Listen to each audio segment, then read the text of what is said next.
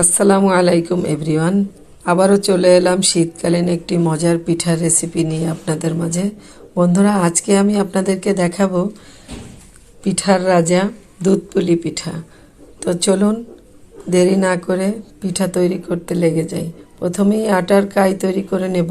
সেই জন্য একটা মেজারমেন্ট কাপ মেপে আমি 5 কাপ পরিমাণ পানি দিয়ে দিলাম। 5 কাপ পানি দিয়ে এখন দিয়ে দিচ্ছি লবণ।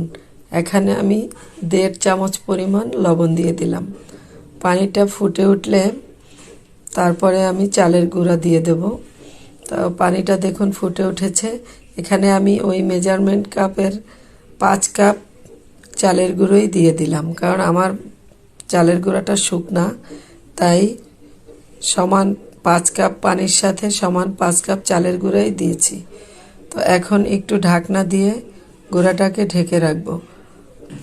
5 মিনিটের মতো ঢাকনা দিয়ে রেখেছিলাম। দেখুন এখন এটাকে একটু ভালোভাবে মিশিয়ে নিতে হবে পানির সাথে। আপনাদের যদি চালের গুঁড়াটা ভিজা হয় সেক্ষেত্রে 1 কাপ পানি কম দিবেন। তা আবার ঢাকনা দিয়ে চুলাটাকে বন্ধ করে রেখে দিলাম। এখন পুর বানিয়ে নেব, তাই একটা ফ্রাইং প্যানে 3 কাপ কোরানো নারকেল দিয়ে দিলাম। নারকেলটা দিয়ে একটু নেড়ে চেড়ে পানিটা শুকিয়ে নিলাম। দিয়ে দিচ্ছি 5-6টা এলাচের গুঁড়া। এলাচের গুঁড়াটা দিলে খুব সুন্দর একটা সুঘ্রাণ আসে। দিয়ে দিচ্ছি 2 কাপের একটু কম খেজুরের গুড়। এখন নারকেলের সাথে খুব ভালোভাবে গুড়টাকে মিশিয়ে একটা পুর তৈরি করে নেব। দেখুন বন্ধুরা, পুরটা আমার রেডি হয়ে গেছে। একটা বোলের মধ্যে ট্রান্সফার করে নিয়েছি। কালারটা অনেক সুন্দর এসেছে, তাই না?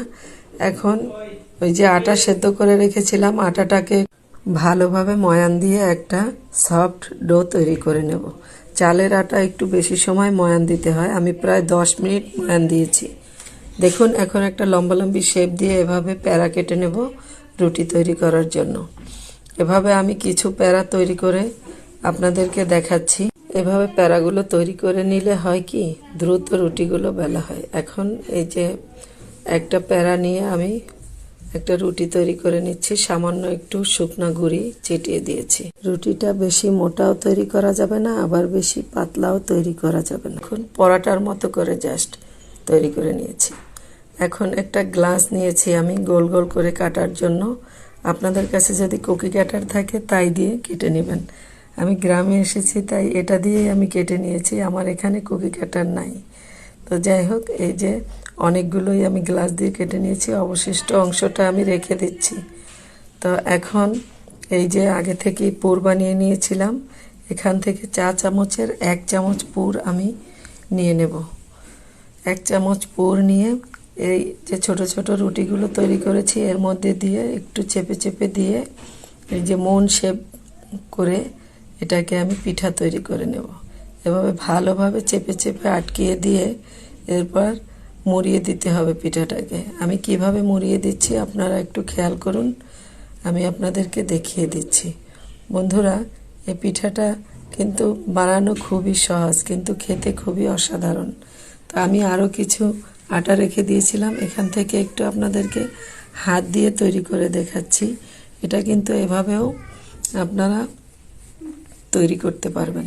এই যে দেখুন, এভাবে একটু অল্প সামান্য আটা নিয়ে এভাবে মাঝখানটাকে এভাবে একটু গর্ত করে এভাবে একটু পুর দিয়ে এটাকেও একটু চেপে দিয়ে ঠিক একইভাবে মুড়িয়ে দিচ্ছি। তো আপনাদেরকে আমি 2 রকমের করেই দেখিয়ে দিলাম।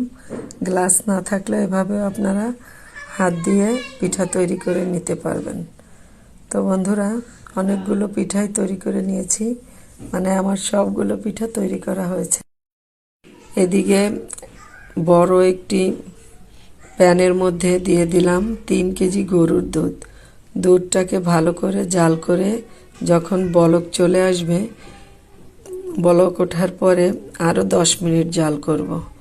তারপরে আধা কেজির মতো গরম দুধ অন্য একটি পাত্রের মধ্যে তুলে রাখলাম। এটা পরবর্তীতে পিঠায় অ্যাড করব। দিয়ে দিচ্ছি 5-6টা এলাচ থেতো করে। এতে করে পিঠা থেকে একটা সুঘ্রাণ বেরোবে। কিছুক্ষণ জাল করার পরে দেখুন এখন পিঠাগুলো ছেড়ে দিচ্ছি। এ অবস্থায় চুলার আঁচ মিডিয়াম লো করে রাখতে হবে। তো পিঠাগুলো সম্পূর্ণ দিয়ে দিয়ে চুলার আঁচ বাড়িয়ে দিলাম। দেখুন পিঠাগুলো ভেসে উঠেছে। বেশি নাড়ানাড়ি করা যাবে না, স্প্যাচুলা দিয়ে সামান্য একটু নাড়িয়ে দিলাম। ওই যে দুধ উঠিয়ে রেখেছিলাম তার মধ্যে 1 কাপ পরিমাণ খেজুরের পাটালি গুড় গুঁড়া করে দিয়ে দিলাম। এখন এটাকে গুলিয়ে নিয়েছি। দেখুন পিঠাটা আমার প্রায় সেদ্ধ হয়ে গেছে। এই সরাসরি খেজুরের গুড় আমি অ্যাড করিনি। তো এখন এই গুড়টাকে এই পিঠার মধ্যে অ্যাড করে দেব। তার আগে আমি পিঠার চুলাটাকে কিন্তু বন্ধ করে দিয়েছি। গুড় মিশানো দুধটাকে পিঠার মধ্যে অ্যাড করে একটু নাড়িয়ে মিশিয়ে দিলাম। পিঠা হয়ে গেছে আমার। এখন এই যে একটা বোলের মধ্যে আপনাদেরকে বেড়ে দেখাচ্ছি। প্রত্যেকটা পিঠা আস্তে আস্তে রয়েছে, একটা পিঠাও ভেঙে যায়নি। বন্ধুরা, রেসিপি ভালো লাগলে প্লিজ চ্যানেলটাকে ফলো দিয়ে একটা লাইক করে দিবেন। কেমন হয়েছে কমেন্টে নিশ্চয়ই জানাবেন। সবাই ভালো থাকবেন, সুস্থ থাকবেন, সাইদাস রন্ধন বিলাসের সাথেই থাকবেন। আজ বিদায় নিচ্ছি। আল্লাহ হাফেজ।